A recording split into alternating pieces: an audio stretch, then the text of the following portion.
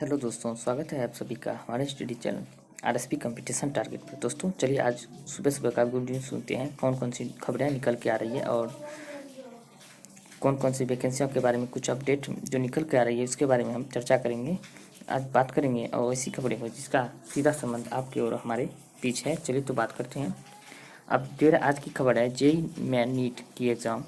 JEE main NEET की exam जुलाई अगस्त में कराने की पर बन रही है सहमति, यानी कि जेई मेन और नीट की एग्ज़ाम अगस्त में कराने की बन रही है सहमति। और वहीं बात करते हैं कोरोना की धीमी पड़ी रफ्तार के बीच सरकार अब जेई मेन व नीट को ज़्यादा टालने के पक्ष में नहीं है। और यही वजह है कि शिक्षा मंत्रालय के स्तर पर इन परीक्षाओं को जुलाई में से अगस्त के बीच कराने की सहमति बन रही है। माना जा रहा है कि 2 से 3 दिनों के भीतर दोनों परीक्षाओं का कार्यक्रम घोषित हो सकता है, यानी कि इसका बात करते हैं बहुत ही जल्द ये परीक्षाएं की डेट यानी कैलेंडर जारी हो सकता है। संक्रमण की धीमी पड़ी रफ्तार के बीच शिक्षा मंत्रालय परीक्षा को टालने के पक्ष में अब नहीं है। और वहीं बात करते हैं कोरोना की तीसरी लहर की आशंका के लिहाज से मौजूदा समय काफ़ी उपयुक्त है, यानी कि अभी तक तो कोरोना की तीसरी लहर नहीं आ रही है, मतलब कि आई है तो इसकी आशंका जताई जा रही है कोरोना की तीसरी लहर अगर आ जाते हैं तो एग्ज़ाम और टालने की संभावना हो सकती है। तो चलिए अब अगली खबर की ओर बढ़ते हैं। तो दोस्तों बैकग्राउंड कुछ आवाज़ें आ रही होंगी, अभी बारिश बहुत ज़्यादा दे रही है इधर, तो इसका आवाज़ आ रहे होंगे, तो चलिए इसका कोई दिक्कत नहीं है। और बात करते हैं गोपनीय परीक्षा परिणाम ऑनलाइन होगा जारी, यानी गोपनीय परीक्षा की जो भी परिणाम है उसके ऑनलाइन यानी कि ऑनलाइन उसका परिणाम जारी होगा। छात्रों को दस्तावेज संबंधी कार्यों के लिए कॉलेजों के चक्कर नहीं लगाने की कॉलेज की खबर है, दिल्ली कॉलेज का। इसके जो है परिणाम है ऑनलाइन ही जारी कर दिया जाएगा। और इसके लिए DU यानी कि दिल्ली यूनिवर्सिटी ने गोपनीय रिजल्ट जारी करने का प्रक्रिया भी ऑनलाइन कर दिया है।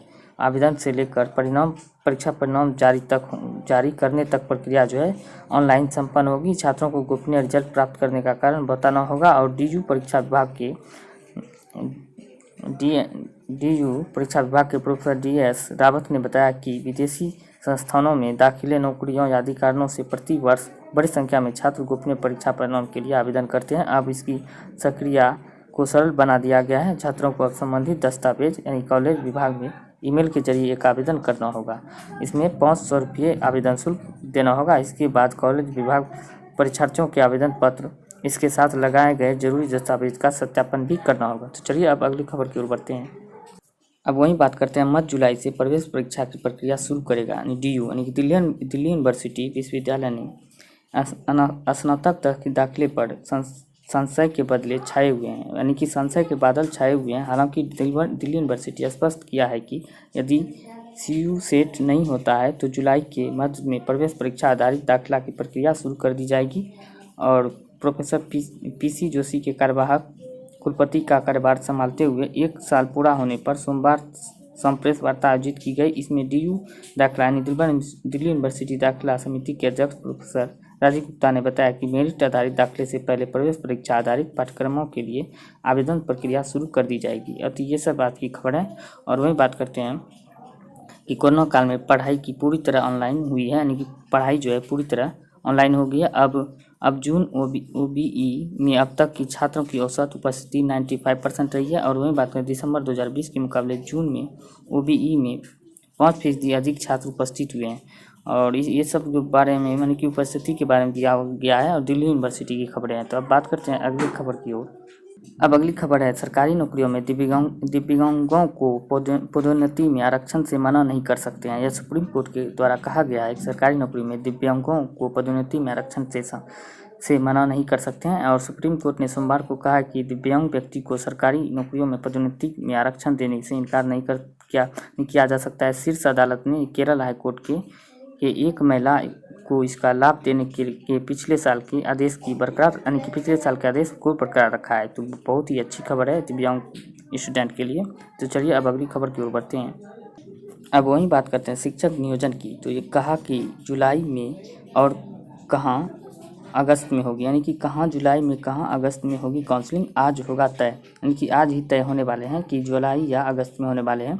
प्राथमिक शिक्षकों के 90,700 से अधिक पदों पर नियोजन करने जा रही है। 9,000 से अधिक नियोजन इकाइयों में से कहाँ जुलाई में और कहाँ अगस्त में घोषित तिथियों पे काउंसलिंग होगी, इसकी स्थिति जो है 24 घंटे में साफ हो जाएगा। यानी कि आज सोमवार को शिक्षा विभाग के अधिकारियों ने इसका जो भी निर्णय होगा आज इसका निर्णय हो जाएंगे। और वहीं बात करते हैं पटना को 234 पंचायतों में अगले माह काउंसलिंग नगर निगम में अगस्त से होने जा रहे हैं। यानी कि पटना जिले में 252 पंचायतों में से 234 में जुलाई में काउंसलिंग होगी। शेष पंचायतों में दिव्यांगों ने आवेदन दिए हैं, इसलिए वहां अगस्त में काउंसलिंग होगी।